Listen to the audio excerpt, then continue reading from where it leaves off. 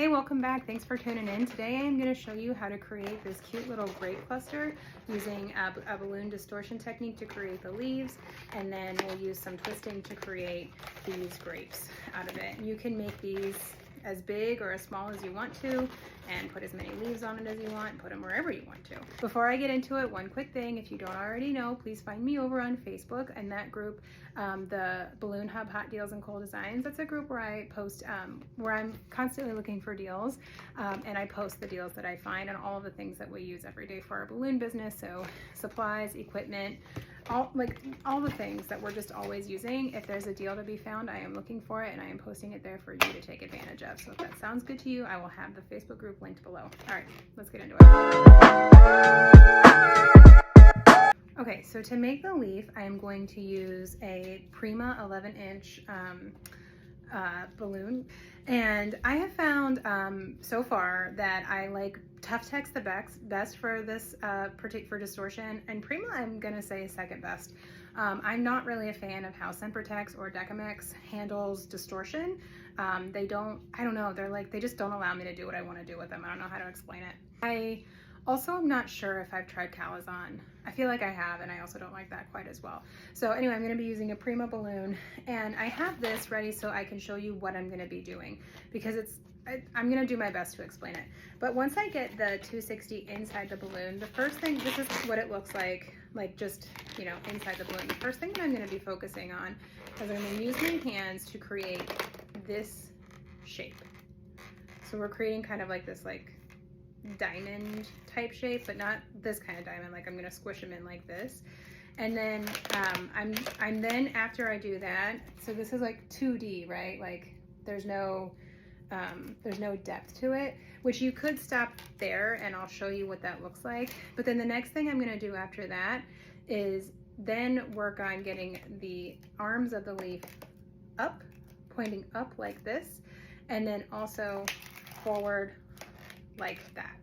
This is hard to do without a balloon stopping it, but those are sort of the steps. So the first thing I'm going to do is just get this 2D shape, and then I'll work on getting that more of that 3D, so that my final product looks like this.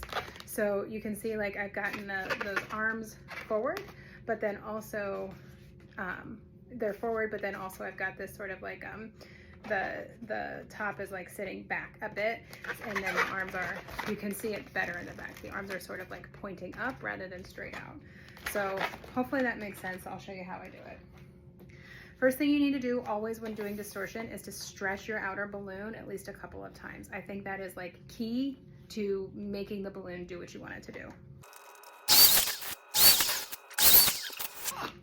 All right, then we're gonna take our 260, fold it in half, just like you would for a petal or anything like that, and then drop it in here, and then we'll roll up this one. I'm gonna make this a little bit smaller. Okay, and then I like to use my 260 inflator than this. I find that much easier than using a hand pump for distortion balloons.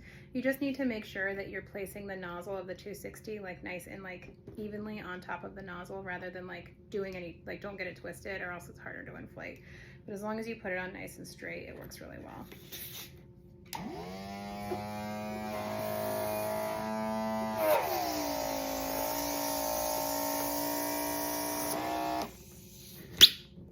And I know that it's done inflating when I get this little thing right here. That tells me that it's reached all the way around the balloon. So next we'll pull out the ends, and then, working quickly, tie off the 260. It's okay if you lose some air from your outer balloon. You can always add air back in. And then we're going to trim off the excess. Okay, now, don't judge me for what I'm about to do. Just stick with me here. This is the best way that I have found to make this work. First of all, when I'm doing flower petals, I'll usually work this outer balloon nozzle towards the back.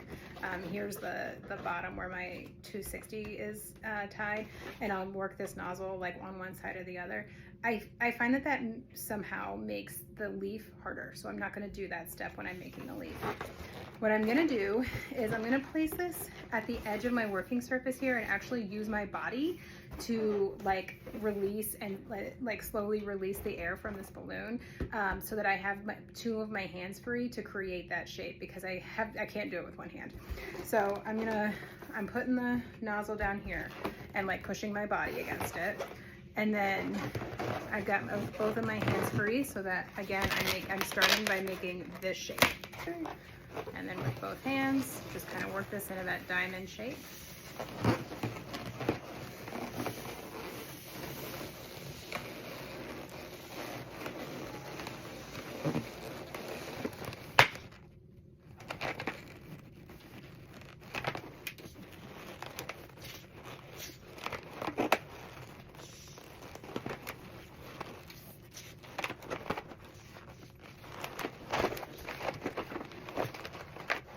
Okay, so I've got the diamond shape, and before I let go of it, because it's looking like it wants to sort of like collapse back in, I'm gonna push these corners down to get it to stay a little bit better.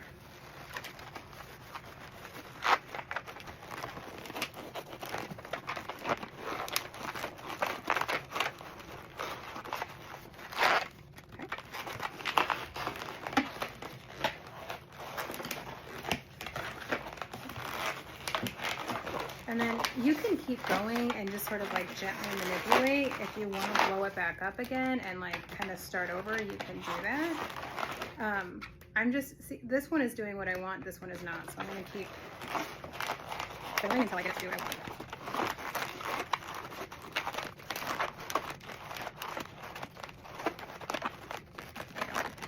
So you could stop here. This is like basically like a 2D leaf, like there's no depth to it, but you could stop here and just kind of leave it like this. I want to make this 3D, and the way I'm going to do that is I'm going to keep these angles in like this like acute angle right here, but then I'm also going to bring these sides of the leaf forward. So I'm going to do that by bringing them in like that, and then like pushing this down like that still.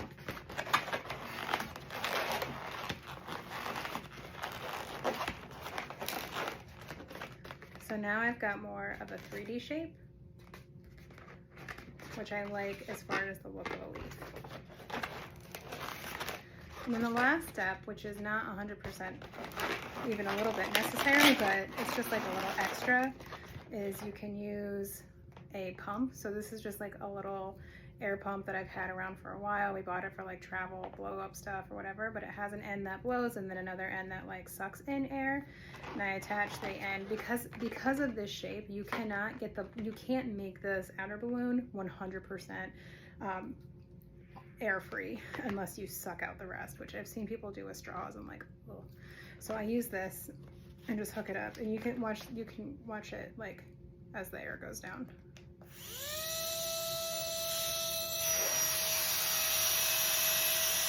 You know, it just like defines the shape a little bit more. See, that shape is just a little bit more defined. You can see the, like, it feels more like a leaf. Like there's you can see the, like the skeleton sort of it. If you like the look at this and you wanted to keep it, you would need to tie off the nozzle, because when I let go, it goes away. Because because this is 3D, you just can't get all of the air to go away and stay away.